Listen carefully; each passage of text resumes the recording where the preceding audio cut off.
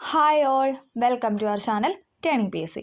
അപ്പോൾ നമ്മൾ പഠിച്ചുകൊണ്ടിരിക്കുന്നത് degree level prelims, secretariat OA, assistant salesman, അതോടൊപ്പം യൂണിഫോം പോസ്റ്റിനൊക്കെ വേണ്ടിയിട്ടുള്ള GK പോർഷനാണ് അല്ലേ. ഓക്കെ, ഇതോടൊപ്പം നിങ്ങൾ ചെയ്യേണ്ട മറ്റൊരു കാര്യമാണ് ഇംഗ്ലീഷ്, മലയാളം, മാത്സ്, അതോടൊപ്പം കറണ്ട് അഫെയർ ഡെയിലി അപ്ഡേറ്റ് ചെയ്ത് പോവുക. ഓക്കെ, ഓരോ ദിവസം പുതിയ പുതിയ നിയമനങ്ങളൊക്കെ വരുന്നത് അതൊക്കെ അപ്പോൾ അപ്ഡേറ്റ് ചെയ്ത് പോകാനായിട്ട് ശ്രമിക്കുക. ഓക്കെ, ഇപ്പോൾ എല്ലാം എന്താണ് കറണ്ട് അഫെയർ നല്ല രീതിയിൽ ഇപ്പോൾ എല്ലാ ക്വസ്റ്റ്യൻ പേപ്പറിലും തന്നെ വരുന്നുണ്ട്. അപ്പോൾ അതൊക്കെ ഒന്ന് നോക്കി വെക്കാനായിട്ട് ശ്രദ്ധിക്കുക. അതോടൊപ്പം ഇംഗ്ലീഷും മലയാളം മാത്സ് അതും നന്നായിട്ട് ഫോക്കസ് ചെയ്ത് പഠിക്കാനായിട്ട് ശ്രമിക്കുക. ഓക്കെ, അപ്പോൾ നമ്മൾ ഇന്ന് എടുത്തിരിക്കുന്നത് മറ്റൊരു ക്വസ്റ്റ്യൻ പേപ്പറാണ്. 10th ലെവലിലുള്ള മറ്റൊരു ക്വസ്റ്റ്യൻ പേപ്പറാണ്.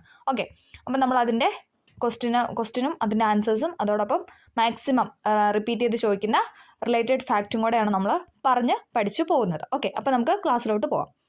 ആദ്യത്തെ ചോദ്യം, ഇന്ത്യൻ സ്വാതന്ത്ര്യ സമരത്തിന്റെ അന്തിമ ലക്ഷ്യം പൂർണ്ണ സ്വരാജ് ആണെന്ന് പ്രഖ്യാപിച്ച കോൺഗ്രസ് സമ്മേളനമാണ് ഏത്? ഓപ്ഷൻ എ, ലാഹോർ കോൺഗ്രസ് സമ്മേളനം എന്ന് പറയുന്നത്.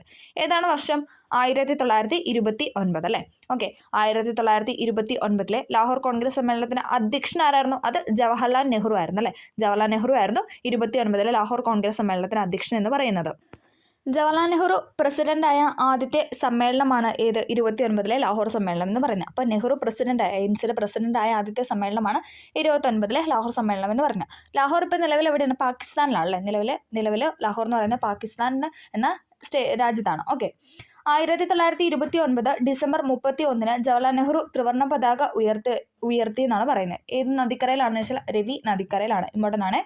1929 ഡിസംബർ 31 നെഹ്റു ത്രിവർണ്ണ പതാക ഉയർത്തിയത് രവി നദിക്കരയിൽ വെച്ചിട്ടാണ്. അതോടൊപ്പം 1930 ജനുവരി 26 സ്വാതന്ത്ര്യ ദിനമായിട്ട് ആഘോഷിക്കാൻ തീരുമാനിച്ചതും ലാഹോർ കോൺഗ്രസ് സമ്മേളനത്തിലാണ്. അതായത് നമുക്കറിയാം INC സെഷൻ എപ്പോഴും ഏകദേശം ഡിസംബർ ടൈമിലാണ് നടക്കാറ്, ഡിസംബർ മാസത്തിലാണ് നടക്കാറ്. അപ്പം തൊട്ടടുത്ത വർഷം 29 ജനുവരി 26 നമുക്ക് നിലവിൽ എന്താണ്? റിപ്പബ്ലിക് ഡേ ആണ് അല്ലേ. ഓക്കെ, അപ്പോൾ ആദ്യം അവർ തീരുമാനിച്ചത് ജനുവരി 26, 1930 ജനുവരി 26 എന്താണ്? ഇൻഡിപെൻഡൻസ് ഡേ അല്ലെങ്കിൽ സ്വാതന്ത്ര്യ ദിനമായിട്ട് പ്രഖ്യാപിക്കാമെന്നാണ്, അല്ലെങ്കിൽ ആഘോഷിക്കാമെന്നായിരുന്നു തീരുമാനിച്ചു വെച്ചത്. ഓക്കെ, അത് ഏത് സമ്മേളനത്തിലാണെന്ന് ചോദിച്ചാൽ അത് 29 ലാഹോർ സമ്മേളനമാണ്. അതോടൊപ്പം സിവിൽ നിയമലംഘന പ്രസ്ഥാനം ആരംഭിക്കാൻ തീരുമാനിച്ചതും 29 ലാഹോർ കോൺഗ്രസ് സമ്മേളനത്തിലാണ്. സിവിൽ നിയമലംഘന പ്രസ്ഥാനം ആരംഭിക്കാനായിട്ട് തീരുമാനിച്ചത് അല്ലേ. 30 സിവിൽ നിയമലംഘന പ്രസ്ഥാനം എന്ന് പറയുന്നത്. അതും എന്താണ്? 29 ലാഹോർ കോൺഗ്രസ് സമ്മേളനത്തിലാണ് ആരംഭിക്കാനായിട്ട് തീരുമാനിച്ചത്. അത്രയും കാര്യങ്ങളൊന്ന് ഓർത്തു വയ്ക്കാം. അടുത്തത്, ഗാന്ധിജിയുടെ നേതൃത്വത്തിൽ ഇന്ത്യൻ നാഷണൽ കോൺഗ്രസ് നടത്തിയ ആദ്യത്തെ ദേശീയ പ്രക്ഷോഭമാണ് ഏത്? ഓപ്ഷൻ ബി, നിസ്സഹകരണ സമരം എന്ന് പറയുന്നത്. ഗാന്ധിജിയുടെ നേതൃത്വത്തിൽ INC നടത്തിയ അല്ലെങ്കിൽ ഇന്റർനാഷണൽ കോൺഗ്രസ് നടത്തിയ ആദ്യത്തെ ദേശീയ പ്രക്ഷോഭം ഏതാണെന്ന് വെച്ചാൽ അത് നിസ്സഹകരണ സമരമാണ്. ഗാന്ധിജിയുടെ നേതൃത്വത്തിൽ ഇന്ത്യയിൽ നടന്ന ആദ്യത്തെ ബഹുജന പ്രക്ഷോഭം ചോദിച്ചാൽ അതും നിസ്സഹകരണ സമരം തന്നെയാണ്. ഓക്കെ, ഗാന്ധിജിയുടെ നേതൃത്വത്തിൽ INC നടത്തിയ ആദ്യത്തെ ദേശീയ പ്രക്ഷോഭം ചോദിച്ചാലും ഗാന്ധിജിയുടെ നേതൃത്വത്തിൽ ഇന്ത്യയിൽ നടന്ന ആദ്യത്തെ ബഹുജന പ്രക്ഷോഭം ചോദിച്ചാലും അത് രണ്ടും ഏതാണ്? നിസ്സഹകരണ പ്രസ്ഥാനമാണ്. ഏതാണ് വർഷം? 1920 അല്ലെ. നിസ്സഹകരണ പ്രസ്ഥാനം അല്ലെങ്കിൽ നിസ്സഹകരണ സമരം നടന്ന വർഷം ചോദിച്ചാൽ അത് 1920 ഓഗസ്റ്റ് 1 ഗാന്ധിജി നിസ്സഹകരണ പ്രസ്ഥാനം ആരംഭിക്കാനായിട്ട് തീരുമാനിച്ചത്. ഓഗസ്റ്റ് 1. ഓക്കെ, നിസ്സഹകരണം ഇന്ത്യയുടെയും മഹാത്മാഗാന്ധിയുടെ ജീവിതത്തിന്റെയും ഐതിഹാസികമായ ഒരു യുഗമായി മാറി എന്ന് എഴുതിയ അമേരിക്കൻ ജീവചരിത്രകാരനാണ് ലൂയി ഫിഷർ എന്ന് പറയുന്നത്. എന്താണ്? നിസ്സഹകരണം ഇന്ത്യയുടെയും മഹാത്മാഗാന്ധിയുടെയും ജീവിതത്തിന്റെയും ഐതിഹാസികമായ ഒരു യുഗമായി മാറി എന്ന് എഴുതിയ അമേരിക്കൻ ജീവചരിത്രകാരനാണ് ലൂയി ഫിഷർ എന്ന് പറയുന്നത്. അടുത്തത്, നിസ്സഹകരണം നല്ല രീതിയിൽ മുന്നോട്ട് കൊണ്ടുപോയാൽ ഇന്ത്യ ഒരു വർഷത്തിനുള്ളിൽ സ്വയം ഭരണം നേടുമെന്ന് ഗാന്ധിജി ഉറച്ചു പറഞ്ഞിരുന്നു അല്ലെ. ഗാന്ധിജി നന്നായിട്ട് വിശ്വസിച്ചിരുന്നു. നിസ്സഹകരണ സമരത്തിൽ അദ്ദേഹം നല്ല വിശ്വാസം കൊണ്ടുവന്നിരുന്നു. ഓക്കെ, നിസ്സഹകരണ പ്രസ്ഥാനത്തിനെ ഖിലാഫത്ത് പ്രസ്ഥാനമായി കൂട്ടിയിണക്കുന്നതിലൂടെ എന്താണ്? ഇന്ത്യയിലെ രണ്ട് പ്രബല മതസമൂഹങ്ങളാണ് ഏതൊക്കെ? ഹിന്ദുക്കളും മുസ്ലിങ്ങളും എന്ന് പറയുന്നത്. ഓക്കെ, അവർ രണ്ടുപേരും ഹിന്ദുക്കളും മുസ്ലിങ്ങളും ഒന്നു ചേർന്ന് ബ്രിട്ടീഷ് ഭരണത്തിന്റെ അന്ത്യം കുറിക്കാനാകുമെന്ന് ഗാന്ധിജി ഉറച്ച് വിശ്വസിച്ചിരുന്നു. നിസ്സഹകരണ പ്രസ്ഥാനത്തെ ഖിലാഫത്ത് പ്രസ്ഥാനമായി കൂട്ടിയിണക്കുന്നതിലൂടെ അല്ലെ, നമുക്കറിയാം ആ സമയത്താണ് ഖിലാഫത്ത് പ്രസ്ഥാനമൊക്കെ കൊണ്ടുവന്നത്. അപ്പോൾ എന്താണ്? ഹിന്ദു മുസ്ലിം ഐക്യം നിലനിർത്താൻ അല്ലെങ്കിൽ ആ ഒരു ഐക്യത്തിലൂടെ എന്താണ് ബ്രിട്ടീഷുകാർ ഇവിടുന്ന് തുരത്താം അല്ലെങ്കിൽ അവരുടെ ഭരണം ഇവിടെ അവസാനിപ്പിക്കാം, അതിനൊരു അന്ത്യം കുറിക്കാമെന്നാണ് ഗാന്ധിജി വിശ്വസിച്ചിരുന്നത്. ഖിലാഫത്ത് പ്രസ്ഥാനം ദേശീയ പ്രസ്ഥാനം ഒരുമിച്ച് പ്രവർത്തിച്ച കാലയളവാണ് നിസ്സഹകരണ സമര കാലഘട്ടം എന്ന് പറയുന്നത്. നിസ്സഹകരണ പ്രസ്ഥാനത്തെ അംഗീകരിച്ച കോൺഗ്രസ് സമ്മേളനം ചോദിച്ചാൽ അത് 1920 നാഗ്പൂർ സമ്മേളനമാണ്. 1920 നാഗ്പൂർ സമ്മേളനത്തിലാണ് നിസ്സഹകരണ പ്രസ്ഥാനത്തെ അംഗീകരിച്ച കോൺഗ്രസ് സമ്മേളനം എന്ന് പറയുന്നത്. നിസ്സഹകരണ പ്രസ്ഥാനത്തിന്റെ പ്രധാന ലക്ഷ്യം ചോദിച്ചാലോ എപ്പോഴും ചോദിക്കുന്നതാണ് സ്വരാജ് നേടുക അല്ലെ. സ്വരാജ് നേടുക എന്നതായിരുന്നു നിസ്സഹകരണ പ്രസ്ഥാനത്തിന്റെ പ്രധാന ലക്ഷ്യമെന്ന് പറയുന്നത്. ഓക്കെ, നിസ്സഹകരണ പ്രസ്ഥാനത്തിൽ പങ്കെടുത്ത അറസ്റ്റ് വരിച്ച വനിതകളാണ് ഊർമിള ദേവി, ബാസന്തി ദേവി എന്ന് പറയുന്നത്. PYQ ആണ്. നിസ്സഹരണ പ്രസ്ഥാനത്തിൽ പങ്കെടുത്ത് അറസ്റ്റ് വരിച്ച വനിതകളാണ് ഊർമിള ദേവി അതോടൊപ്പം ബാസന്തി ദേവി എന്ന് പറയുന്നത്. നിസ്സഹരണ സമരം 2 തരം കർമ്മ പരിപാടികൾ അധിഷ്ഠിതമായിരുന്നു. ഇമ്പോർട്ടൻ്റ് ആണ്. ഏതൊക്കെയായിരുന്നു? ബഹിഷ്കരണ പ്രവർത്തനങ്ങളും ക്രിയാത്മക പ്രവർത്തനങ്ങളും. PYQ ആണ്. നിസ്സഹരണ സമരം 2 തരം കർമ്മ പരിപാടികളിൽ അധിഷ്ഠിതമായിരുന്നു. ഏതൊക്കെയാണെന്ന് ചോദിച്ചാൽ അത് 1 ബഹിഷ്കരണ പ്രവർത്തനങ്ങളും 2 ക്രിയാത്മക പ്രവർത്തനങ്ങൾ. ബഹിഷ്കരണ പ്രവർത്തനങ്ങൾ എന്ന് പറഞ്ഞിട്ട് സ്റ്റേറ്റ്മെന്റ് നമുക്ക് തരാറുണ്ട്. അപ്പോൾ ആ പോയിന്റൊക്കെ ഒന്ന് നോക്കാം. വിദേശ വസ്ത്ര ബഹിഷ്കരണം, നികുതി നിഷേധം, പദവികൾ ഉദ്യോഗങ്ങൾ ഉപേക്ഷിക്കൽ, കോടതി ബഹിഷ്കരണം, ഔദ്യോഗിക ചടങ്ങുകൾ ബഹിഷ്കരിക്കുക. അപ്പം ബഹിഷ്കരണ പരിപാടികൾ അല്ലെങ്കിൽ പ്രവർത്തനങ്ങൾ ഏതൊക്കെയാണെന്ന് ചോദിച്ചാൽ വിദേശ വസ്ത്ര ബഹിഷ്കരണം, വിദേശ വസ്ത്രങ്ങളുടെ ബഹിഷ്കരണം, നികുതി നിഷേധം, പദവികൾ ഉദ്യോഗങ്ങൾ ഉപേക്ഷിക്കൽ, കോടതി ബഹിഷ്കരണം, ഔദ്യോഗിക ചടങ്ങുകൾ ബഹിഷ്കരിക്കുക. ഇത്രയുമായിരുന്നു ബഹിഷ്കരണ പ്രവർത്തനങ്ങൾ എന്ന് പറയുന്നത്. ഇനി ക്രിയാത്മക പ്രവർത്തനങ്ങൾ ചോദിച്ചാൽ സ്വദേശി പ്രചാരണം, അതായത് സ്വന്തം ദേശം അല്ലെ, സ്വദേശി പ്രചാരണം, ഹിന്ദു മുസ്ലിങ്ങളുടെ ഐക്യം, ഐത്തോച്ചാടനം, ഖാദി വസ്ത്രങ്ങളുടെ പ്രചാരണം. നമ്മൾ വിദേശ വസ്ത്രം ബഹിഷ്കരിച്ചു, അപ്പോൾ എന്താണ്? ഖാദി വസ്ത്രങ്ങളുടെ പ്രചാരണം നടത്തി. ദേശീയ വിദ്യാലയങ്ങൾ സ്ഥാപിച്ചു അല്ലെ, ഇന്ത്യയിലെ തന്നെ അല്ലെങ്കിൽ നമ്മുടെ ഭാരതീയ വിദ്യാലയങ്ങളൊക്കെ സ്ഥാപിക്കാനായിട്ട് സ്റ്റാർട്ട് ചെയ്തു. മദ്യനിരോധനം, ചർക്കയും ഖാദിയും പ്രചരിച്ചു. ചർക്കയുടെയും ഖാദിയുടെയും പ്രചാരണമൊക്കെ നടത്തിയതായിരുന്നു ക്രിയാത്മക പ്രവർത്തനങ്ങൾ എന്ന് പറയുന്നത്. ഓക്കെ, അപ്പോൾ നമ്മൾ ഇത്രയും പോയിന്റ്സ് ആണ് നിസ്സഹരണ പ്രസ്ഥാനവുമായി ബന്ധപ്പെട്ട് പറയുന്നത്. 1920 മുതൽ 22 കാലഘട്ടത്തായിരുന്നു നിസ്സഹരണ സമരം അല്ലെങ്കിൽ നിസ്സഹരണ പ്രസ്ഥാനം ആരംഭിച്ച ആ ഒരു ടൈം എന്ന് പറയുന്നത്. പിന്നെ നമ്മൾ പറഞ്ഞൊരു പോയിന്റാണ് ഏത് കോൺഗ്രസ് സമ്മേളനമാണെന്ന് ചോദിച്ചാൽ 1920 നാഗ്പൂർ സമ്മേളനത്തിലായിരുന്നു നിസ്സഹരണ പ്രസ്ഥാനത്തെ അംഗീകരിച്ച കോൺഗ്രസ് സമ്മേളനം എന്ന് പറയുന്നത്. നിസ്സഹരണ പ്രസ്ഥാനത്തെ തുടർന്ന് അറസ്റ്റ് വരിച്ച വനിതകളാണ് ഊർമിള ദേവിയും ബാസന്തി ദേവി എന്ന് പറയുന്നത്. 2 തരം കർമ്മ പരിപാടികളായിരുന്നു. ബഹിഷ്കരണ പ്രവർത്തനങ്ങളും ഉണ്ടായിരുന്നു, ക്രിയാത്മക പ്രവർത്തനങ്ങളും ഉണ്ടായിരുന്നു. നിസ്സഹരണം നല്ല രീതിയിൽ മുന്നോട്ട് കൊണ്ടുപോകാൻ ഇന്ത്യ ഒരു വർഷത്തിനുള്ളിൽ സ്വയംഭരണം അല്ലെങ്കിൽ സ്വാതന്ത്ര്യം നേടുമെന്ന് ഉറച്ച് വിശ്വസിച്ചിരുന്നു. ഗാന്ധിജി ഉറച്ച് വിശ്വസിച്ചിരുന്നു. ഓക്കെ, അപ്പോൾ ഇത്രയും പോയിന്റ്സാണ് നമുക്ക് ഈ ഒരു ക്വസ്റ്റ്യനുമായിട്ട് പറയാനുള്ളത്. അടുത്തത്, ഫോർവേഡ് ബ്ലോക്ക് എന്ന രാഷ്ട്രീയ പാർട്ടിക്ക് രൂപം നൽകിയത് ആരാണ്? ഫോർവേഡ് ബ്ലോക്ക് എന്ന രാഷ്ട്രീയ പാർട്ടിക്ക് രൂപം നൽകിയത് ആരാണെന്ന് വെച്ചാൽ ആരാണ്? ഓപ്ഷൻ സി, സുഭാഷ് ചന്ദ്രബോസ് ആണ്. ഫോർവേഡ് ബ്ലോക്ക് എന്ന രാഷ്ട്രീയ പാർട്ടിക്ക് രൂപം നൽകിയത് ആരാണെന്ന് ചോദിച്ചാൽ അത് സുഭാഷ് ചന്ദ്രബോസ് ആണ്. നേതാജി എന്നറിയപ്പെടുന്നത് ആരാണ്? സുഭാഷ് ചന്ദ്രബോസ് ആണ് അല്ലേ. നേതാജി സുഭാഷ് ചന്ദ്രബോസ് എന്നാണ് അദ്ദേഹം അറിയപ്പെടുന്നത്. സുഭാഷ് ചന്ദ്രബോസിനെ ദേശസ്നേഹികളുടെ രാജകുമാരൻ എന്ന് വിശേഷിപ്പിച്ചത് ഗാന്ധിജിയാണ്. സുഭാഷ് ചന്ദ്രബോസിനെ ദേശസ്നേഹികളുടെ രാജകുമാരൻ എന്ന് വിശേഷിപ്പിച്ചത് ഗാന്ധിജിയാണ്. ഇനി നേരെ തിരിച്ച് ഗാന്ധിജിയെ രാഷ്ട്രപിതാവ് എന്ന് വിളിച്ചത് ആരാണെന്ന് ചോദിച്ചാൽ അത് സുഭാഷ് ചന്ദ്രബോസ് ആണ്. അവർ അങ്ങോട്ടും ഇങ്ങോട്ടും ഓരോ പേരിട്ട് വിളിച്ചു എന്ന് ഓർത്താൽ മതി. ദേശസ്നേഹികളുടെ രാജകുമാരൻ എന്ന് വിശേഷിപ്പിച്ചത് ഗാന്ധിജി, ഗാന്ധിജിനെ തിരിച്ച് രാഷ്ട്രപിതാവ് എന്ന് വിളിച്ചത് സുഭാഷ് ചന്ദ്രബോസ് ആണ്. ഓക്കെ, അടുത്തത്, ജയ് ഹിന്ദ് എന്ന മുദ്രാവാക്യത്തിൻ്റെ ഉപജ്ഞാതാവാണ് സുഭാഷ് ചന്ദ്രബോസ് എന്ന് പറയുന്നത്. PYQ ആണ്. ജയ് ഹിന്ദ് എന്ന മുദ്രാവാക്യത്തിൻ്റെ ഉപജ്ഞാതാവാണ് സുഭാഷ് ചന്ദ്രബോസ് എന്ന് പറയുന്നത്. നിങ്ങൾ എനിക്ക് രക്തം തരൂ, ഞാൻ നിങ്ങൾക്ക് സ്വാതന്ത്ര്യം തരാം. ഇത് ആരുടെ പ്രഖ്യാപനമാണ് അല്ലെങ്കിൽ ആരുടെ വാക്കുകളാണെന്ന് ചോദിച്ചാൽ അതും ആരുടെയാണ്? സുഭാഷ് ചന്ദ്രബോസിൻ്റെതാണ്. PYQ ആണ്, ഇമ്പോർട്ടൻ്റ് ആണ്. നിങ്ങൾ എനിക്ക് രക്തം തരൂ, ഞാൻ നിങ്ങൾക്ക് സ്വാതന്ത്ര്യം തരാം എന്ന് പറഞ്ഞത് സുഭാഷ് ചന്ദ്രബോസ് ആണ്. ജയ് ഹിന്ദ് എന്ന മുദ്രാവാക്യത്തിൻ്റെ ഉപജ്ഞാതാവാണ് സുഭാഷ് ചന്ദ്രബോസ് എന്ന് പറയുന്നത്. ഓക്കെ, ഇത്രയും കാര്യങ്ങൾ ഇതുമായിട്ട് ബന്ധപ്പെട്ട് പഠിച്ചു വയ്ക്കുക.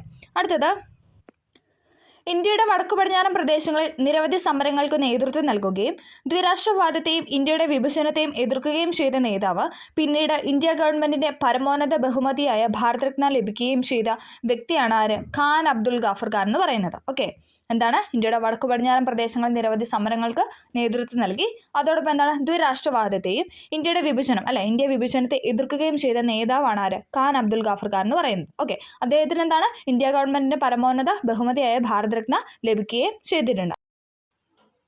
PSC എപ്പോഴും ചോദിക്കുന്ന ഒരു ക്വസ്റ്റ്യൻ ആണ് അല്ലേ, അതിർത്തി ഗാന്ധി എന്നറിയപ്പെടുന്ന ആരാണെന്ന്. അതാരാണ്? ഖാൻ അബ്ദുൽ ഗാഫർ ഖാൻ ആണ്. അതിർത്തി ഗാന്ധി എന്നറിയപ്പെടുന്നത് ഖാൻ അബ്ദുൽ ഗാഫർ ഖാൻ ആണ്.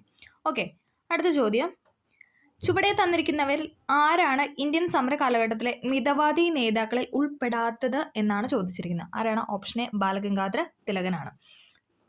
മിതവാദി നേതാക്കളിൽ ഉൾപ്പെടാത്തത് ബാലഗംഗാധര തിലകനാണ്. അദ്ദേഹം ഏതാണ്? അദ്ദേഹം തീവ്രവാദി ദേശീയ നേതാക്കളിൽ പെട്ടവരാണ് അല്ലേ. തീവ്ര ദേശീയവാദികളിൽ പെട്ട വ്യക്തിയായിരുന്നു ബാലഗംഗാധര തിലകൻ എന്ന് പറയുന്നത്. WC ബാനർജി, ഫിറോസ് ഷാ മേത്ത, ഗോപാലകൃഷ്ണ ഗോഖലെ എന്നൊക്കെ പറയുന്നത് മിതവാദി നേതാക്കളായിരുന്നു. ലോകമാന്യ എന്നറിയപ്പെടുന്ന ആരാണ്? അത് ബാലഗംഗാധര തിലകനാണ്. അതോടൊപ്പം പ്രീവിയസ് ആയിട്ട് ചോദിച്ചൊരു ക്വസ്റ്റ്യൻ ആണ്, ഇന്ത്യൻ അസ്വസ്ഥതയുടെ പിതാവ് എന്ന് വാലന്റിയർ ഷിറോൾ വിശേഷിപ്പിച്ചത് ആരെയാണ്? ഇന്ത്യൻ അസ്വസ്ഥതയുടെ പിതാവ് എന്ന് വാലന്റിയർ ഷിറോൾ വിശേഷിപ്പിച്ചത് ബാലഗംഗാധര തിലകനെയാണ്. അതോടൊപ്പം മറ്റൊരു ക്വസ്റ്റ്യൻ ആണ്, സ്വാതന്ത്ര്യം എൻ്റെ ജന്മാവകാശമാണ്, ഞാനത് നേടുക തന്നെ ചെയ്യും. അങ്ങനെ പ്രഖ്യാപിച്ചത് ആരാണെന്ന് ചോദിച്ചാൽ അത് ബാലഗംഗാധര തിലകനാണ്. സ്വാതന്ത്ര്യം എൻ്റെ ജന്മാവകാശമാണ്, ഞാനത് നേടുക തന്നെ ചെയ്യും എന്ന പ്രസിദ്ധമായ പ്രഖ്യാപനം നടത്തിയത് ബാലഗംഗാധര തിലകനാണ്. 1907 INC പിളർപ്പിനെ തുടർന്ന് തീവ്രവാദികളുടെ നേതാവായ വ്യക്തിയാണ് ബാലഗംഗാധര തിലകൻ എന്ന് പറയുന്നത്. ഇതാണല്ലേ നമ്മുടെ ക്വസ്റ്റ്യൻ. മിതവാദി നേതാക്കളിൽ ഉൾപ്പെടാത്ത തീവ്രദേശീയവാദികളിൽ ഉൾപ്പെട്ട വ്യക്തിയായിരുന്നു ആരെന്ന് പറഞ്ഞാൽ ബാലഗംഗാധര തിലകൻ എന്ന് പറഞ്ഞാൽ 1907 INC സമ്മേളനത്തിനെ തുടർന്ന് എന്താണ് തീവ്രവാദികളും അതോടൊപ്പം മിതവാദികളും എന്നിങ്ങനെ INC പിളർപ്പുണ്ടായി. അപ്പം അതിൽ തീവ്രവാദികളുടെ നേതാവായിരുന്നു ബാലഗംഗാധര തിലകൻ എന്ന് പറയുന്നത്. ഓക്കെ, അത്രയും കാര്യങ്ങളൊന്ന് ഓർത്തു വയ്ക്കുക. അടുത്തത് സ്വത്തവകാശം മൗലികാവകാശങ്ങളിൽ നിന്ന് എടുത്തു കളഞ്ഞ ഭരണഘടനാ ഭേദഗതിയാണ് ഏത്? ഓപ്ഷൻ ബി 44-ാം ഭരണഘടനാ ഭേദഗതി എന്ന് പറയുന്നത്. 1978 44-ാം ഭരണഘടനാ ഭേദഗതി പ്രകാരമാണ് സ്വത്തവകാശം മൗലികാവകാശങ്ങളിൽ നിന്ന് നീക്കം ചെയ്തത്. 44-ാം ഭരണഘടനാ ഭേദഗതി പ്രകാരം കൂട്ടിച്ചേർത്ത ആർട്ടിക്കിളാണ് 300A എന്ന് പറയുന്നത്. അപ്പോൾ 300A എന്തായിരിക്കും ഉൾക്കൊള്ളിച്ചിട്ടുള്ളത്? അത് സ്വത്തവകാശത്തെ പറ്റിയാണ്. അപ്പം നിലവിൽ സ്വത്തവകാശത്തെക്കുറിച്ച് പരാമർശിക്കുന്ന ആർട്ടിക്കിൾ ചോദിച്ചാൽ അത് 300A ആണ്. 300A. അപ്പം അത് കൂട്ടിച്ചേർത്തു. 300A എന്ന് പറഞ്ഞ ആർട്ടിക്കിൾ 44-ാം ഭരണഘടനാ ഭേദഗതി പ്രകാരമാണ് കൂട്ടിച്ചേർത്തത്. ഓക്കെ, ആ കാര്യങ്ങളൊന്ന് ഓർത്തു വയ്ക്കുക. അടുത്തത് സംസ്ഥാനങ്ങളിലെ ഏറ്റവും ഉയർന്ന കോടതിയാണ് ചോദിക്കുന്നത്. ഏതാണ്? ഹൈക്കോടതിയാണ്. എല്ലാവർക്കും അറിയാവുന്ന പോയിന്റാണ്. സംസ്ഥാനങ്ങളിലെ ഏറ്റവും ഉയർന്ന കോടതി ചോദിച്ചാൽ അത് ഹൈക്കോടതിയാണ്. ഓക്കെ, ഇനി ഇന്ത്യയിലെ നമ്മുടെ ഭാരതത്തിൻ്റെ എന്താണ് ഏറ്റവും ഉയർന്ന കോടതി എന്ന് ചോദിക്കുകയാണെങ്കിൽ അത് സുപ്രീം കോടതിയാണ് അല്ലേ? ഓക്കെ, അത് പരമോന്നത നീതിപീഠമായ സുപ്രീം കോടതിയാണ്. ഓക്കെ, അടുത്തത് ഭരണഘടനാ ഡ്രാഫ്റ്റിംഗ് കമ്മിറ്റിയുടെ അധ്യക്ഷൻ ആരായിരുന്നു? ഭരണഘടനാ ഡ്രാഫ്റ്റിംഗ് കമ്മിറ്റിയുടെ അധ്യക്ഷൻ എന്ന് പറയുന്നത് option B doctor BR Ambedkar ആണ്. അംബേദ്കർ ആയിരുന്നു ഭരണഘടനാ ഡ്രാഫ്റ്റിംഗ് കമ്മിറ്റിയുടെ അധ്യക്ഷൻ എന്ന് പറയുന്നത്. വിവിധ കമ്മിറ്റികളുടെ നിർദ്ദേശങ്ങളും അഭിപ്രായങ്ങളും പരിഗണിച്ച് ഭരണഘടനയുടെ കരട് രൂപം സമർപ്പിക്കുന്നതിന് വേണ്ടി രൂപീകരിക്കപ്പെട്ട കമ്മിറ്റിയാണ് ഇത് ഡ്രാഫ്റ്റിംഗ് കമ്മിറ്റി എന്ന് പറയുന്നത് അല്ലേ? കരട് രൂപം നിർമ്മിക്കാൻ വേണ്ടിയിട്ട് രൂപീകരിച്ച കമ്മിറ്റിയായിരുന്നു ഡ്രാഫ്റ്റിംഗ് കമ്മിറ്റി. ഏത് വർഷമാണ് നിയമിക്കപ്പെട്ടതെന്ന് ചോദിച്ചാൽ അത് 1947 ഓഗസ്റ്റ് 29-നാണ്. നമുക്ക് സ്വാതന്ത്ര്യമൊക്കെ കിട്ടിയ ആ ഒരു സമയത്ത് തന്നെ അല്ലേ? ഏകദേശം കുറച്ച് ദിവസങ്ങൾക്ക് ശേഷം 1947 ഓഗസ്റ്റ് 29-നായിരുന്നു ഡ്രാഫ്റ്റിംഗ് കമ്മിറ്റി നിയമിക്കപ്പെട്ടത്. ഡ്രാഫ്റ്റിംഗ് കമ്മിറ്റിയുടെ അംഗസംഖ്യ ചോദിച്ചിട്ടുണ്ട്. ഏതാണ്? എത്രയാണ്? 7 ആണല്ലേ? 7 അംഗങ്ങളാണ് ഉണ്ടായിരുന്നത്. അതിലെ അധ്യക്ഷനാണ് നമ്മളോട് ഇപ്പോൾ ക്വസ്റ്റ്യൻ ആയിട്ട് വന്നിരിക്കുന്നത്. അധ്യക്ഷൻ എന്ന് പറയുന്നത് ഡോക്ടർ BR അംബേദ്കർ ആണ്. ഓക്കെ, മറ്റ് അംഗങ്ങളെയും കൂടെ നമുക്കൊന്ന് ജസ്റ്റ് നോക്കാം. KM Munshi, Muhammad Saadulla, Alladi Krishnaswamy Iyer, N Gopalaswamy Iyengar, DP കേത്താൻ, BL Mitter. ഇങ്ങനെ ടോട്ടൽ 7 പേരായിരുന്നു ഡ്രാഫ്റ്റിംഗ് കമ്മിറ്റിയിൽ ഉണ്ടായിരുന്ന അംഗങ്ങളെന്ന് പറയുന്നത്. ഇനി അതിൽ 2 പേര് അങ്ങോട്ടും ഇങ്ങോട്ടും ഒന്ന് ചേഞ്ച് ആയിരുന്നു. അതും കൂടെ നമുക്കൊന്ന് പറയാം. DP കേത്താൻ അന്തരിച്ചതോടെ പകരമായി ഡ്രാഫ്റ്റിംഗ് കമ്മിറ്റിയിൽ അംഗമായ വ്യക്തിയാണ് TT കൃഷ്ണമാചാരി എന്ന് പറയുന്നത്. DP കേത്താൻ അന്തരിച്ചു. DP കേത്താൻ അന്തരിച്ചപ്പോൾ അതിന് പകരമായിട്ട് വന്ന വ്യക്തിയാണ് ആര്? TT കൃഷ്ണമാചാരി എന്ന് പറയുന്നത്. TT കൃഷ്ണമാചാരി. ഇനി BL മിത്തർ എന്ന വ്യക്തി എന്താണ്? അത് ഡ്രാഫ്റ്റിംഗ് കമ്മിറ്റിയിൽ നിന്ന് രാജിവെച്ചു. അദ്ദേഹം ഡ്രാഫ്റ്റിംഗ് കമ്മിറ്റിയിൽ നിന്ന് രാജിവെച്ചു. അതിനെ തുടർന്ന് വന്ന അംഗമാണ് N മാധവറാവു എന്ന് പറയുന്നത്. ഓക്കെ, BL മിത്തർ രാജിവെച്ചതിനെ തുടർന്ന് വന്ന വ്യക്തിയാണ് ആര്? N മാധവറാവു എന്ന് പറയുന്നത്. ഓക്കെ, അപ്പം അങ്ങനെ മൊത്തം 7 അംഗങ്ങളാണ് ഉള്ളത്. അതും കൂടെ ഒന്ന് ഓർത്തു വയ്ക്കുക. അടുത്തത് ലോകത്തിലെ ഏറ്റവും വലിയ എഴുതപ്പെട്ട ഭരണഘടനയുള്ള രാജ്യമാണ് ഏത്? ഇന്ത്യ എന്ന് പറയുന്നത്. ലോകത്തിലെ ഏറ്റവും വലിയ എഴുതപ്പെട്ട ഭരണഘടനയുള്ള രാജ്യം ചോദിച്ചാൽ അത് ഇന്ത്യയാണ്. ഇനി ഏറ്റവും പഴക്കം ചെന്ന എഴുതപ്പെട്ട ഭരണഘടനയുള്ള രാജ്യം ചോദിച്ചാൽ അത് US ആണ്. ഓക്കെ, അമേരിക്കയാണ് ലോകത്തിലെ ഏറ്റവും പഴക്കം ചെന്ന അല്ലെങ്കിൽ ലോകത്തിലെ ആദ്യത്തെ എഴുതപ്പെട്ട ഭരണഘടന തയ്യാറാക്കിയ രാജ്യം ചോദിച്ചാൽ അത് അമേരിക്കയാണ്. ഇനി അതേപോലെ തന്നെ ഏറ്റവും ചെറിയ ഭരണഘടന എന്ന് ചോദിച്ചാൽ അതും അമേരിക്കയുടേതാണ്. ഇനി അതേസമയം ഏറ്റവും വലിയ എഴുതപ്പെട്ട ഭരണഘടനയുള്ള രാജ്യമാണ് ഇത് ഇന്ത്യ എന്ന് പറയുന്നത്. ഓക്കെ, അമേരിക്കൻ ഭരണഘടനയിലെ ആദ്യത്തെ 10 ഭേദഗതികളെക്കുറിച്ച് പറയുന്നതാണ് ബിൽ ഓഫ് റൈറ്റ് എന്ന് പറയുന്നത്. അമേരിക്കൻ ഭരണഘടനയിലെ ആദ്യത്തെ 10 ഭേദഗതികളെ ഒരുമിച്ച് ചേർത്ത് പറയുന്നതാണ് ബിൽ ഓഫ് റൈറ്റ്സ് എന്ന്. ബിൽ ഓഫ് റൈറ്റ്സ് അതും കൂടെ ഒന്ന് ഓർത്ത് വയ്ക്കുക. അടുത്തത് ഭരണഘടനയുടെ ആമുഖത്തിൽ സൂചിപ്പിച്ചിട്ടുള്ള അടിസ്ഥാന ലക്ഷ്യങ്ങളിൽ ഉൾപ്പെടാത്തതാണ് ചോദിച്ചിരിക്കുന്നത്. ഏതാണ്? ഓപ്ഷൻ ഡി മൗലിക അവകാശങ്ങളാണ്.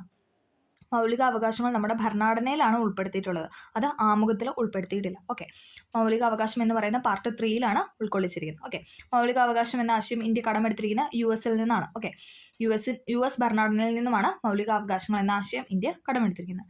അതേസമയം പരമാധികാരം, സ്ഥിതി സമത്വം, റിപ്പബ്ലിക് എന്നൊക്കെ പറയുന്നത് ഭരണഘടനയുടെ ആമുഖത്തിൽ സൂചിപ്പിച്ചിട്ടുള്ള അടിസ്ഥാന ലക്ഷ്യങ്ങളാണ്. ഓക്കെ, കൈസറി ഹിന്ദ് പദവി ഗാന്ധിജി ബ്രിട്ടീഷ് ഗവൺമെന്റിനെ തിരികെ നൽകാൻ ഇടയാക്കിയ സംഭവമാണ് ഇത് ജാലിയൻ വാലാബാഗ് കൂട്ടക്കൊല എന്ന് പറയുന്നത്. കൈസറി ഹിന്ദ് പദവി ഗാന്ധിജി ബ്രിട്ടീഷ് ഗവൺമെന്റിനെ തിരികെ നൽകാൻ ഇടയാക്കിയ സംഭവമാണ് ജാലിയൻ വാലാബാഗ് എന്ന് പറയുന്നത്.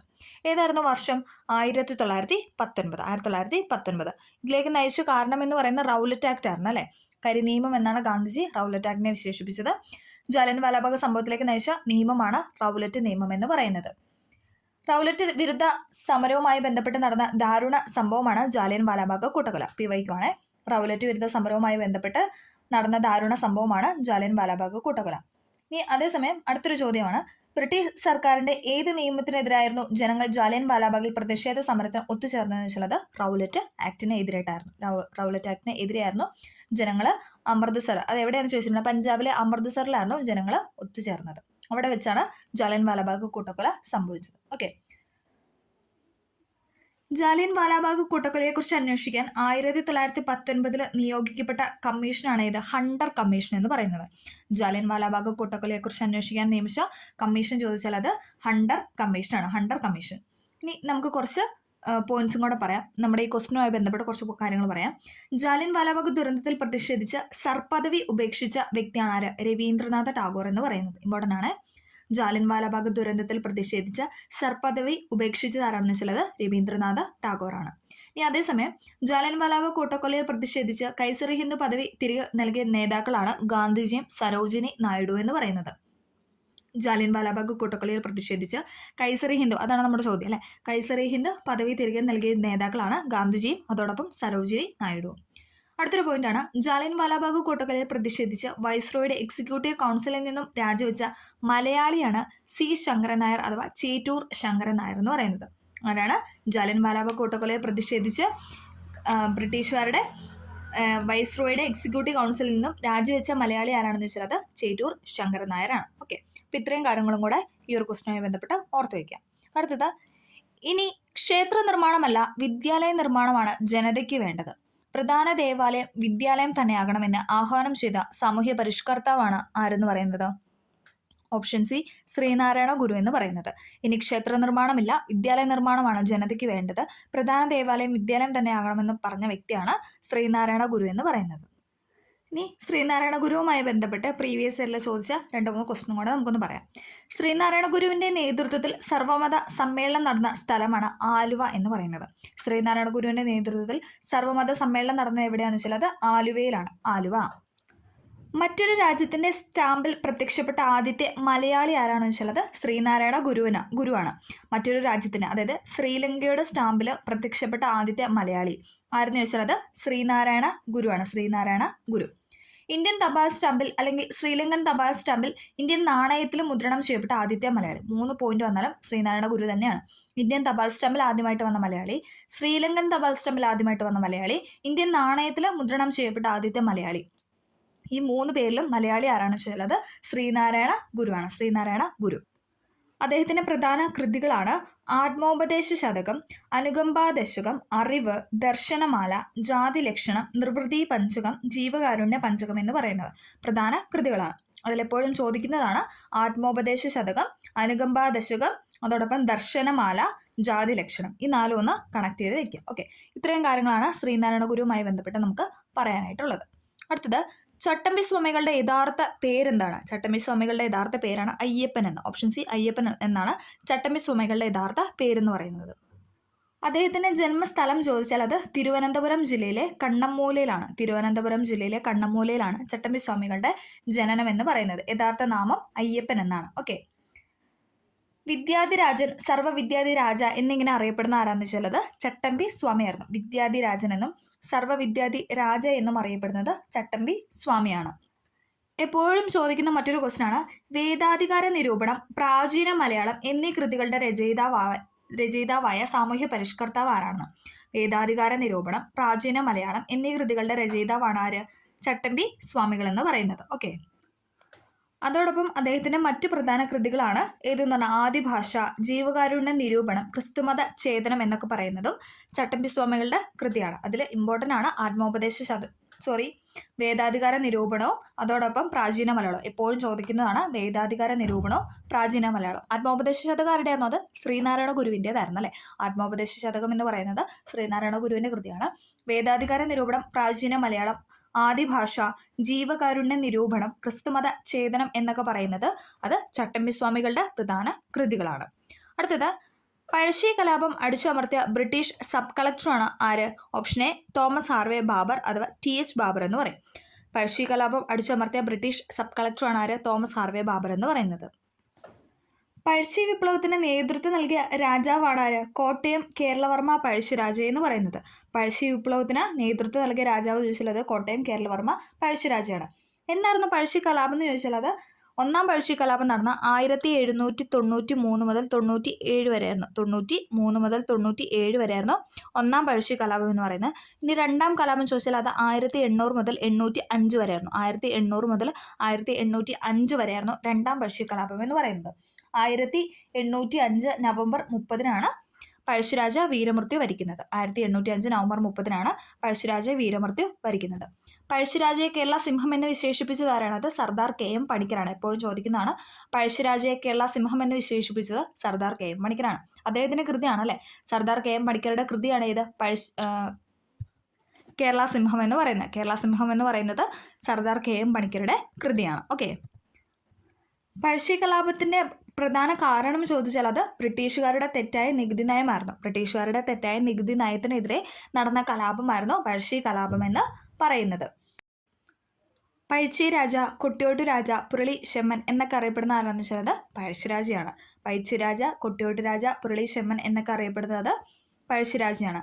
ബ്രിട്ടീഷുകാർക്കെതിരെയുള്ള യുദ്ധത്തിൽ പഴശ്ശിരാജാവിന്റെ കേന്ദ്രമായിരുന്ന മല, ആ മലയുടെ പേര് ചോദിച്ചിട്ടുണ്ട്. അതേതാണ്? പുരളിമലയാണ്. കണ്ണൂർ ജില്ലയിലെ പുരളിമലയായിരുന്നു ബ്രിട്ടീഷുകാർക്കെതിരെയുള്ള യുദ്ധത്തിൽ പഴശ്ശിരാജാവിന്റെ കേന്ദ്രമായിരുന്ന മല എന്ന് പറയുന്നത്. തലശ്ശേരി സന്ധിക്ക് മധ്യസ്ഥ വഹിച്ചത് ആരാണെന്ന് വെച്ചാൽ അത് ചിറക്കൽ രാജാവായിരുന്നു.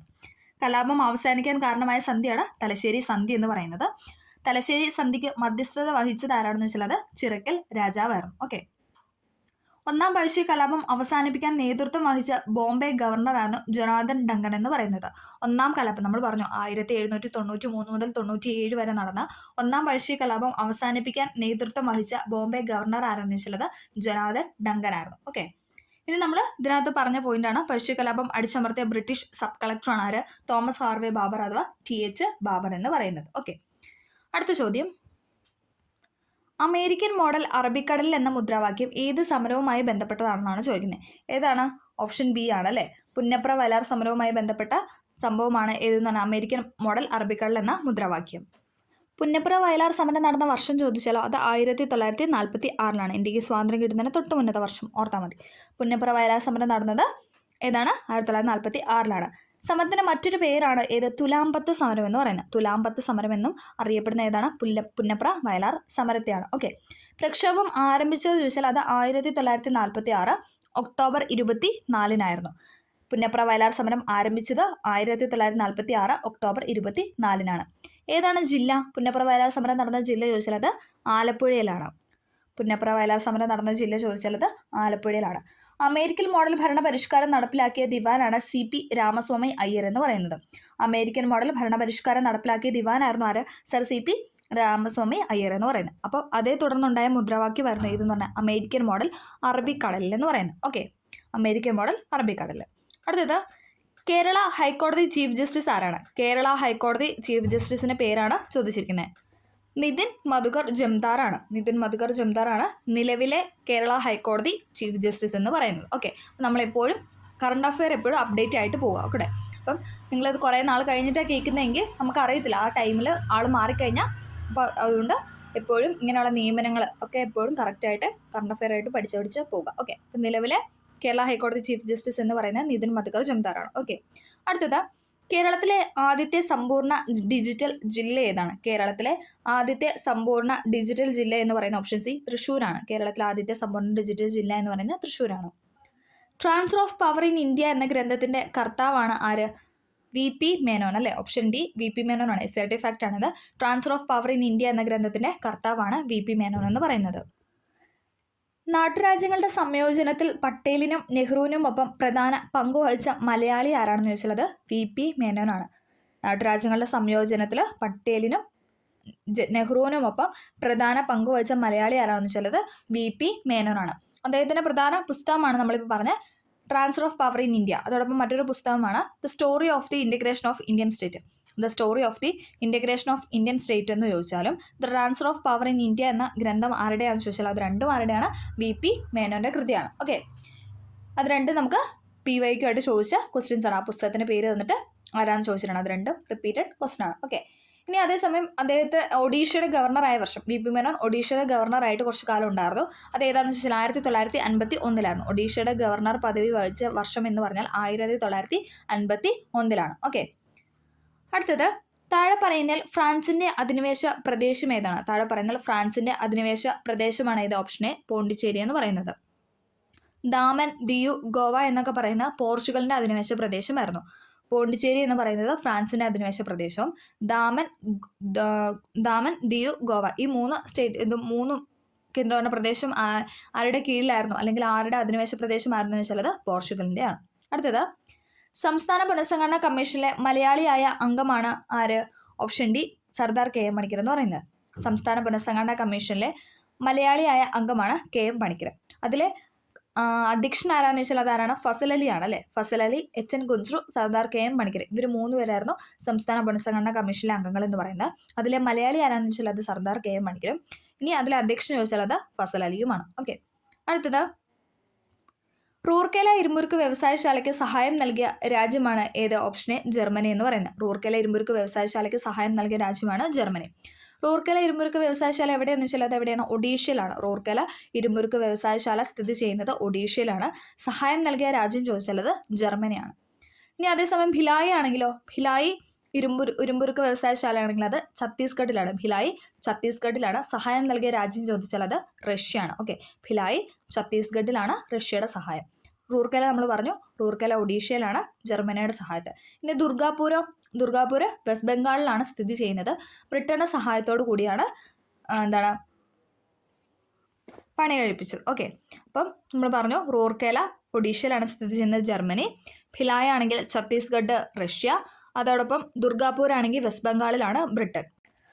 അടുത്തത് ബൊക്കാറോയാണ്. ലാസ്റ്റ് വൺ എന്ന് പറഞ്ഞാൽ ബൊക്കാറോയാണ്. ബൊക്കാറോ എവിടെയാണ്? ബൊക്കാറോ സ്റ്റീൽ പ്ലാന്റ് അല്ലെങ്കിൽ ബൊക്കാറോ ഇരുമ്പുരുക്ക് വ്യവസായശാല സ്ഥിതി ചെയ്യുന്നത് ചോദിച്ചാൽ അത് ജാർഖണ്ഡിലാണ്. സഹായം നൽകിയ രാജ്യം ചോദിച്ചാൽ അത് റഷ്യയാണ്. ഓക്കെ, അപ്പോൾ നമ്മൾ 2 എണ്ണം പറഞ്ഞല്ലേ. ഭിലായിയും ബൊക്കാറോയും സഹായം നൽകിയ രാജ്യം എന്ന് പറയുന്ന റഷ്യയാണ്. ഭിലായി എവിടെ സ്ഥിതി ചെയ്യുന്നത് ചോദിച്ചാൽ അത് ഛത്തീസ്ഗഡിലാണ്. ബൊക്കാറോ ചോദിച്ചാൽ അത് ജാർഖണ്ഡിലാണ്. റൂർക്കേലയാണ് നമ്മുടെ ക്വസ്റ്റ്യൻ. റൂർക്കേല ഒഡീഷയിലാണ് സ്ഥിതി ചെയ്യുന്നത് ജർമ്മനിയുടെ സഹായത്താൽ. ദുർഗാപൂർ ബംഗാളിലാണ് സ്ഥിതി ചെയ്യുന്നത് ബ്രിട്ടന്റെ സഹായത്താലാണ്. ഓക്കെ, അടുത്തത് ഇന്ത്യൻ ബഹിരാകാശ വകുപ്പിന്റെ ചൊവ്വ ദൗത്യത്തിന്റെ പേരാണ് ഏതെന്ന് പറയുന്നത്? ഓപ്ഷൻ സി മംഗൾയാൻ എന്ന് പറയുന്നത്. ഇന്ത്യൻ ബഹിരാകാശ വകുപ്പിന്റെ ചൊവ്വ ദൗത്യത്തിന്റെ പേരാണ് മംഗൾയാൻ. 2024 G20 ഉച്ചകോടി നടന്ന രാജ്യമാണ് ഏത്? ഓപ്ഷൻ ബി ബ്രസീൽ എന്ന് പറയുന്നത്. ഇമ്പോർട്ടൻ്റ് ആണ്. 2024 G20 ഉച്ചകോടി നടന്ന രാജ്യം ബ്രസീലാണ്. ചന്ദ്രൻ 3 ദൗത്യത്തിന്റെ റോവർ അറിയപ്പെടുന്നത് ഏതാണ്? റോവറിന്റെ പേരാണ് പ്രഗ്യാൻ എന്ന്. ഇനി അതേസമയം വിക്രം ആണെങ്കിലും അത് ലാൻഡറാണ്. ഓക്കെ, ചന്ദ്രൻ 3 ദൗത്യത്തിന്റെ റോവറിന്റെ പേരാണ് പ്രഗ്യാൻ എന്നും ഇനി അത് ലാൻഡറിന്റെ പേരാണ് ചോദിക്കണമെങ്കിൽ അത് വിക്രമാണ്. അടുത്തൊരു സ്റ്റേറ്റ്മെന്റ് ആണ്, നമുക്ക് നോക്കാം. ഹിമാലയൻ പർവ്വതനിരയെ സംബന്ധിച്ച പ്രസ്താവനകളിൽ ശരിയായത് കണ്ടെത്താനാണ് പറഞ്ഞിരിക്കുന്നത്. ശരിയായ സ്റ്റേറ്റ്മെന്റ് ആണ് ഇവിടെ ചോദിച്ചിരിക്കുന്നത്. ഇവിടെ ഏതൊക്കെയാണ് ശരിയായിട്ട് കൊടുത്തിരിക്കുന്നത്? ഓപ്ഷൻ സി ആണ്. 1, 3 ആണ് ശരിയായിട്ട് കൊടുത്തിരിക്കുന്നത്. ഹിമാലയൻ പർവ്വതനിരയിൽ ഏറ്റവും ഉയരം കൂടിയ നിരയാണ് ഹിമാദ്രി എന്ന് പറയുന്നത്. ഹിമാലയൻ പർവ്വതനിരയിൽ ഏറ്റവും ഉയരം കൂടിയ നിര ചോദിച്ചാൽ അത് ഹിമാദ്രി. ശരിയാണ്. ലോകത്തിലെ ഏറ്റവും ഉയരമുള്ള കൊടുമുടിയായ മൗണ്ട് എവറസ്റ്റ് സ്ഥിതി ചെയ്യുന്ന ഇന്ത്യയിലാണ്. തെറ്റാണല്ലേ. നേപ്പാളിലാണ് സ്ഥിതി ചെയ്യുന്നത്. ഓക്കെ, ആ സ്റ്റേറ്റ്മെന്റ് തെറ്റാണ്. ലോകത്തിലെ ഏറ്റവും ഉയരമുള്ള കൊടുമുടിയാണ് മൗണ്ട് എവറസ്റ്റ് എന്ന് പറയുന്നത്. സ്ഥിതി ചെയ്യുന്ന രാജ്യം ചോദിച്ചാൽ അത് നേപ്പാളിലാണ്. സിന്ധു, ഗംഗ, ബ്രഹ്മപുത്ര എന്നീ നദികൾ ഹിമാലയൻ നദികൾ എന്നറിയപ്പെടുന്നു. ശരിയാണല്ലേ. ഹിമാലയത്തിൽ നിന്ന് ഉത്ഭവിക്കുന്ന നദികളാണ് സിന്ധു, ഗംഗ, ബ്രഹ്മപുത്ര എന്ന് പറയുന്നത്. അതുകൊണ്ട് തന്നെ ഹിമാലയൻ നദികൾ എന്നാണ് സിന്ധു, ഗംഗ, ബ്രഹ്മപുത്ര അറിയപ്പെടുന്നത്. ഓക്കെ, അടുത്തത് ഇന്ത്യയുടെ അതിർത്തി രാജ്യങ്ങളുമായി ബന്ധപ്പെട്ട പ്രസ്താവനകളിൽ ശരിയായത് കണ്ടെത്താനാണ് പറഞ്ഞിരിക്കുന്നത്. Option D. ഇവിടെ കൊടുത്തിരിക്കുന്ന എല്ലാം ശരിയാണ്. 7 രാജ്യങ്ങൾ ഇന്ത്യയുമായി അതിർത്തി പങ്കിടുന്നു. ശരിയാണല്ലേ. ഇന്ത്യയുമായി അതിർത്തി പങ്കിടുന്ന രാജ്യങ്ങളുടെ എണ്ണം എന്ന് പറയുന്നത് 7 ആണ്. അത് ശരിയാണ്. ബംഗ്ലാദേശുമായി ഇന്ത്യ ഏറ്റവും കൂടുതൽ ദൂരം അതിർത്തി പങ്കിടുന്നു. അതും ശരിയാണ് അല്ലെ. ബംഗ്ലാദേശുമായിട്ടാണ് ഇന്ത്യ ഏറ്റവും കൂടുതൽ ദൂരം അതിർത്തി പങ്കിടുന്നത്. അഫ്ഗാനിസ്ഥാനുമായി ഇന്ത്യ ഏറ്റവും കുറഞ്ഞ ദൂരമാണ് അതിർത്തി പങ്കിടുന്നത്. അതും ശരിയാണ്. ബംഗ്ലാദേശുമായിട്ടാണ് ഏറ്റവും കൂടുതൽ അതിർത്തി പങ്കിടുന്നത്. ഇനി അഫ്ഗാനിസ്ഥാനാണ് ചോദിക്കുന്നത്, ഏറ്റവും കുറഞ്ഞ ദൂരമാണ് അതിർത്തി പങ്കിടുന്നത്. ഇന്ത്യയുടെ തീരപ്രദേശം സംബന്ധിച്ച പ്രസ്താവനകളിൽ തെറ്റായത് കണ്ടെത്താനാണ് പറഞ്ഞിരിക്കുന്നത്. തെറ്റായ സ്റ്റേറ്റ്മെന്റ് ആണ് ചോദിച്ചിരിക്കുന്നത്. ഓപ്ഷൻ ബി 2 മാത്രമാണ് ഇവിടെ തെറ്റായിട്ട് കൊടുത്തിരിക്കുന്നത്. ഓക്കെ.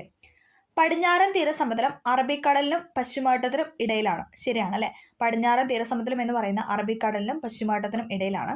സുന്ദരവന പ്രദേശം മുതൽ കന്യാകുമാരി വരെ നീണ്ടു കിടക്കുന്നതാണ് കിഴക്കൻ തീരസമുദ്രം എന്ന് പറയുന്നത്. സുന്ദരവന പ്രദേശം മുതൽ കന്യാകുമാരി വരെ നീണ്ടു കിടക്കുന്നതാണ് കിഴക്കൻ തീരസമുദ്രം എന്ന് പറയുന്നത്. കിഴക്കൻ തീരസമുദ്രത്തിൽ ഉൾപ്പെട്ടതാണ് കൊറോമണ്ടൽ തീരസമുദ്രം എന്ന് പറയുന്നത്. ഇവിടെ പടിഞ്ഞാറൻ തീരസമുദ്രം എന്നാണ് തന്നിരിക്കുന്നത്. തെറ്റാണ്. കിഴക്കൻ തീരസമുദ്രത്തിലാണ് കൊറോമണ്ടൽ തീരസമുദ്രം ഉൾപ്പെട്ടിരിക്കുന്നത്. ഓക്കെ. ആ ഒരു സ്റ്റേറ്റ്മെന്റ് ആണ് ഇവിടെ തെറ്റായിട്ട് കൊടുത്തിരിക്കുന്നത്. പടിഞ്ഞാറൻ തീരസമുദ്രം അറബിക്കടലിനും പശ്ചിമഘട്ടത്തിനും ഇടയിലാണ്. കിഴക്കൻ തീരസമുദ്രത്തിൽ ഉൾപ്പെട്ടതാണ് കൊറോമണ്ടൽ തീരസമുദ്രം എന്ന് പറയുന്നത്. സുന്ദരവന പ്രദേശം മുതൽ കന്യാകുമാരി വരെ നീണ്ടു കിടക്കുന്നതാണ് കിഴക്കൻ തീരസമുദ്രം എന്ന് പറയുന്നത്. ഇന്ത്യയുടെ ദേശീയ പ്രതീകങ്ങൾ സംബന്ധിച്ച് ശരിയായത് കണ്ടെത്താനാണ് പറഞ്ഞിരിക്കുന്നത്. ഇവിടെ ശരിയായിട്ട് കൊടുത്തിരിക്കുന്ന ഓപ്ഷൻ എ ആണ്. ഓക്കെ. 1, 2. ഇന്ത്യയുടെ ദേശീയ കായിക വിനോദം എന്ന് പറയുന്ന ഫീൽഡ് ഹോക്കിയാണ് അല്ലേ. അത് ശരിയാണ്. ഇന്ത്യയുടെ ദേശീയ കായിക വിനോദം എന്ന് പറയുന്ന ഫീൽഡ് ഹോക്കിയാണ്. ആന എന്ന് പറയുന്നത് ഇന്ത്യയുടെ ദേശീയ പൈതൃക ജീവിയാണ്. ആന എന്ന് പറയുന്നത് ഇന്ത്യയുടെ ദേശീയ പൈതൃക ജീവിയാണ്. ഇന്ത്യയുടെ ദേശീയ ഗീതം എന്ന് പറയുന്നത് ജനഗണമനയാണ്. തെറ്റാണ് അല്ലേ. ഇന്ത്യയുടെ ദേശീയ ഗാനമാണ് ജനഗണമന എന്ന് പറയുന്നത്. ദേശീയ ഗീതം ഏതാണെന്ന് വെച്ചാൽ അത് ഏതാണ്? വന്ദേ മാതരമാണ് അല്ലേ. ഇന്ത്യയുടെ ദേശീയ ഗീതം എന്ന് പറയുന്നത് വന്ദേ മാതരമാണ്. ഓക്കെ. അടുത്തത്, ഇന്ത്യയിലെ നദീതീര പട്ടണങ്ങൾ സംബന്ധിച്ച പ്രസ്താവനയിൽ ശരിയായത് കണ്ടെത്താനാണ് പറഞ്ഞിരിക്കുന്നത്. ഇവിടെ ശരിയായിട്ട് കൊടുത്തിരിക്കുന്ന ഓപ്ഷൻ ഡി ആണ്. എല്ലാം ശരിയാണ്. അയോധ്യ നഗരം സരയൂ നദീതീരത്ത് സ്ഥിതി ചെയ്യുന്നു. അയോധ്യ നഗരം സരയൂ നദീതീരത്താണ് സ്ഥിതി ചെയ്യുന്നത്. അഹമ്മദാബാദ്, ഗാന്ധിനഗർ എന്നീ പട്ടണങ്ങൾ സബർമതി തീരത്താണ് സ്ഥിതി ചെയ്യുന്നത്. അഹമ്മദാബാദ്, ഗാന്ധിനഗർ എന്നീ പട്ടണങ്ങൾ സ്ഥിതി ചെയ്യുന്നത് സബർമതി തീരത്താണ്. കൊൽക്കത്ത, ഹൗറ നഗരങ്ങൾ ഹൂഗ്ലി നദീതീരത്താണ്. കൊൽക്കത്ത, ഹൗറ നഗരങ്ങൾ എന്നൊക്കെ പറയുന്നത് ഹൂഗ്ലി നദീതീരത്താണ്. 3ഉം ശരിയാണ്. അയോധ്യ നഗരം സരയൂ നദീതീരത്ത് സ്ഥിതി ചെയ്യുന്നു. അഹമ്മദാബാദ്, ഗാന്ധിനഗർ എന്നീ പട്ടണങ്ങൾ സബർമതി തീരത്ത് സ്ഥിതി ചെയ്യുന്നു. കൊൽക്കത്ത, ഹൗറ നഗരങ്ങൾ ഹൂഗ്ലി നദീതീരത്താണ് സ്ഥിതി ചെയ്യുന്നത്. കേരളത്തെ സംബന്ധിച്ച അടിസ്ഥാന വിവരണങ്ങളിൽ ശരിയല്ലാത്തത് കണ്ടെത്താനാണ് പറഞ്ഞിരിക്കുന്നത്. ശരിയല്ലാത്ത സ്റ്റേറ്റ്മെന്റ് ആണ് ഓപ്ഷൻ ബി 2 മാത്രം എന്ന് പറയുന്നത്. ഓക്കെ. കേരളത്തിന്റെ തെക്കുവടക്ക് നീളം എന്ന് പറയുന്ന 560 കിലോമീറ്റർ ആണ്. ശരിയാണ് അല്ലെ. കേരളത്തിന്റെ തെക്കുവടക്ക് നീളം എന്ന് പറയുന്ന 560 കിലോമീറ്റർ ആണ്. കേരളത്തിലെ ഏറ്റവും താഴ്ന്ന പ്രദേശമാണ് കുട്ടനാട് എന്ന് പറയുന്നത്. കേരളത്തിലെ ഏറ്റവും താഴ്ന്ന പ്രദേശമാണ് കുട്ടനാട്. അതും ശരിയാണ്. കേരളത്തിലെ ഏറ്റവും ഉയരമുള്ള സ്ഥലമാണ് അഗസ്ത്യാർകൂടം എന്ന് പറയുന്നത്. തെറ്റാണ്. ആനമുടിയാണ് അല്ലെ. കേരളത്തിലെ ഏറ്റവും ഉയരമുള്ള സ്ഥലം എന്ന് പറയുന്നത് ആനമുടിയാണ്. ഇവിടെ കൊടുത്തിരിക്കുന്ന അഗസ്ത്യാർകൂടം എന്നാണ്. അത് തെറ്റാണ്. ഓക്കെ. അടുത്തത്, കേരളത്തിലെ നദികളെ സംബന്ധിച്ച പ്രസ്താവനകളിൽ ശരിയായത് കണ്ടെത്താനാണ് പറഞ്ഞിരിക്കുന്നത്. ശരിയായ പ്രസ്താവനയാണ് ഇവിടെ ചോദിക്കുന്നത്. ഏതാണ്? ഓപ്ഷൻ എ ആണ്. 1ഉം 3ഉം ആണ് ശരിയായിട്ട് കൊടുത്തിരിക്കുന്നത്. കേരളത്തിൽ കിഴക്കോട്ട് ഒഴുകുന്ന നദിയാണ് കബനി, ഭവാനി, പാമ്പാർ എന്ന് പറയുന്നത്. അത് ശരിയായ സ്റ്റേറ്റ്മെന്റ് ആണ് അല്ലേ. കിഴക്കോട്ട് ഒഴുകുന്ന നദികളാണ് കബനി, ഭവാനി, പാമ്പാർ എന്ന് പറയുന്നത്. കബനി, ഭവാനി, പാമ്പാർ എന്ന് പറയുന്ന കാവേരി നദിയുടെ പോഷക നദികളാണ്. കാവേരി നദികളുടെ പോഷക നദിയാണ് കബനി, ഭവാനി, പാമ്പാർ എന്ന് പറയുന്നത്. ഏറ്റവും നീളമുള്ള നദികളിൽ 2ാം സ്ഥാനം ഭാരതപ്പുഴയ്ക്കാണ്. അത് ശരിയാണ് അല്ലേ. ഏറ്റവും നീളമുള്ള നദികളിൽ 2ാം സ്ഥാനം എന്ന് പറയുന്ന ഭാരതപ്പുഴയ്ക്കാണ്. ആദ്യത്തെ സ്ഥാനം ചോദിച്ചാലോ അത് പെരിയാറിനാണ് അല്ലേ. ഏറ്റവും നീളമുള്ള നദിയാണ് പെരിയാർ എന്ന് പറയുന്നത്. 2ാം സ്ഥാനം ഭാരതപ്പുഴയ്ക്കാണ്. പെരിങ്ങൽകുത്ത് ജലവൈദ്യുത പദ്ധതി പെരിയാർ നദിയിൽ സ്ഥിതി ചെയ്യുന്നു എന്ന് പറയുന്നു. അത് തെറ്റാണ്. ചാലക്കുടി പുഴയിലാണ് സ്ഥിതി ചെയ്യുന്നത്. പെരിങ്ങൽകുത്ത് ജലവൈദ്യുത പദ്ധതി സ്ഥിതി ചെയ്യുന്നത് ചാലക്കുടി പുഴയിലാണ്. ചാലക്കുടി പുഴ ഏതാ ജില്ല എന്ന് ചോദിച്ചാൽ അത് തൃശ്ശൂർ ജില്ലയിലാണ്. ഓക്കെ. പെരിങ്ങൽകുത്ത് ജലവൈദ്യുത പദ്ധതി ചാലക്കുടി പുഴയിലാണ് സ്ഥിതി ചെയ്യുന്നത്. അപ്പോൾ ആ ഒരു 3 സ്റ്റേറ്റ്മെന്റ് കിട്ടി. അടുത്തത്, കേരളത്തിലെ കായലുകളെ സംബന്ധിച്ച പ്രസ്താവനകളിൽ ശരിയല്ലാത്തവ കണ്ടെത്താനാണ് പറഞ്ഞിരിക്കുന്നത്. തെറ്റായതാണ് ഇവിടെ ചോദിച്ചിരിക്കുന്നത്. ഏതാണ്? ഓപ്ഷൻ ബി 2 മാത്രമാണ് തെറ്റെന്ന് പറയുന്നത്. കേരളത്തിലെ ശാസ്താംകോട്ട കായൽ കൊല്ലം ജില്ലയിലാണ് സ്ഥിതി ചെയ്യുന്നത്. ശരിയാണല്ലേ. ശാസ്താംകോട്ട കായൽ സ്ഥിതി ചെയ്യുന്നത് കൊല്ലം ജില്ലയിലാണ്. ഓക്കെ. കേരളത്തിലെ ഏറ്റവും വലിയ കായൽ അഷ്ടമുടി കായലാണ്. അത് തെറ്റാണല്ലേ. വേമ്പനാട്ട് കായലാണ് കേരളത്തിലെ ഏറ്റവും വലിയ കായൽ എന്ന് പറയുന്നത്. വേമ്പനാട്ട് കായൽ. അതോടൊപ്പം എന്താണ്? കേരളത്തിലെ ഏറ്റവും വലുതും ഇന്ത്യയിലെ ഏറ്റവും നീളമേറിയതുമായ കായലാണ് വേമ്പനാട്ട് കായൽ എന്ന് പറയുന്നത്. കേരളത്തിലെ ഏറ്റവും വലുതും ഇന്ത്യയിലെ തന്നെ ഏറ്റവും നീളമേറിയ കായലും ചോദിച്ചാൽ അത് വേമ്പനാട്ട് കായലാണ്. ഓക്കെ. സമുദ്രനിരപ്പിൽ നിന്നും ഉയരത്തിൽ സ്ഥിതി ചെയ്യുന്ന പൂക്കോട് കായൽ വയനാട് ജില്ലയിലാണ് സ്ഥിതി ചെയ്യുന്നത്. ശരിയാണല്ലേ. പൂക്കോട് കായൽ സ്ഥിതി ചെയ്യുന്ന എവിടെയാണെന്ന് വെച്ചാൽ അത് വയനാട് ജില്ലയിലാണ്. അടുത്തത്, താഴെ പറയുന്ന പ്രസ്താവനകളിൽ ശരിയായത് കണ്ടെത്താനാണ് പറഞ്ഞിരിക്കുന്നത്. ശരിയായ സ്റ്റേറ്റ്മെന്റ് ആണ് ചോദിച്ചിരിക്കുന്നത്. ഓപ്ഷൻ ബി ആണ്. 2, 3 ശരിയെന്ന് പറയുന്നത്. ഓക്കെ. വയനാട് ചുരം സ്ഥിതി ചെയ്യുന്ന ജില്ലയാണ് കോഴിക്കോട്. ശരിയാണ്. വയനാട് ചുരം സ്ഥിതി ചെയ്യുന്ന ജില്ല ചോദിച്ചാൽ അത് കോഴിക്കോട് ജില്ലയിലാണ്. വയനാട് ചുരം കോഴിക്കോട് ജില്ലയിലാണ്. കേരളത്തിലെ ഏറ്റവും വലിയ ചുരമാണ് പാലക്കാട് ചുരം എന്ന് പറയുന്നത്. കേരളത്തിലെ ഏറ്റവും വലിയ ചുരമാണ് പാലക്കാട് ചുരം എന്ന് പറയുന്നത്. കൊല്ലത്തെ തമിഴ്നാടുമായി ബന്ധിപ്പിക്കുന്ന ചുരമാണ് താമരശ്ശേരി ചുരം എന്ന് പറയുന്നത്. അത് തെറ്റായ സ്റ്റേറ്റ്മെന്റ് ആണല്ലേ. ഏതൊക്കെ തമ്മിലാണ് ബന്ധിപ്പിക്കുന്നത്? കോഴിക്കോടിനെയും മൈസൂരിനെയും തമ്മിൽ ബന്ധിപ്പിക്കുന്ന ചുരമാണ് താമരശ്ശേരി ചുരം എന്ന് പറയുന്നത്. കോഴിക്കോടിനെയും മൈസൂരിനെയും തമ്മിൽ ബന്ധിപ്പിക്കുന്ന ചുരമാണ് താമരശ്ശേരി ചുരം എന്ന് പറയുന്നത്. അടുത്തത്, കേരളത്തിലെ മത്സ്യബന്ധന തുറമുഖങ്ങളും അവ സ്ഥിതി ചെയ്യുന്ന ജില്ലകളും ശരിയായ രീതിയിൽ യോജിച്ചവ കണ്ടെത്താനാണ് പറഞ്ഞിരിക്കുന്നത്. ഏതാണ്? ഓപ്ഷൻ എ ആണ്. 2, 3 ഇവിടെ ശരിയാണ് കൊടുത്തിരിക്കുന്നത്. ഓക്കെ. 1, 4 തെറ്റാണ്. അഴീക്കൽ സ്ഥിതി ചെയ്യുന്നത് ഏത് ജില്ലയിലാണെന്ന് വെച്ചാൽ അത് കണ്ണൂർ ജില്ലയിലാണ്. അഴീക്കൽ കണ്ണൂർ. പൊന്നാനി എവിടെയാണ്? അത് മലപ്പുറത്താണ്. പൊന്നാനി മലപ്പുറം ജില്ലയിലാണ്. നീണ്ടകര എവിടെയാണ്? അത് കൊല്ലത്താണല്ലേ. തിരുവനന്തപുരം ജില്ലയിലുള്ള അല്ല, നീണ്ടകര എന്ന് പറയുന്ന കൊല്ലം ജില്ലയിലാണ്. കായംകുളം ചോദിച്ചാൽ അത് ആലപ്പുഴ ജില്ലയിലാണല്ലേ. കായംകുളം എന്ന് പറയുന്ന ആലപ്പുഴ ജില്ലയിലാണ്. അത് രണ്ടുമാണ് ഇവിടെ തെറ്റായിട്ട് കൊടുത്തിരിക്കുന്നത്.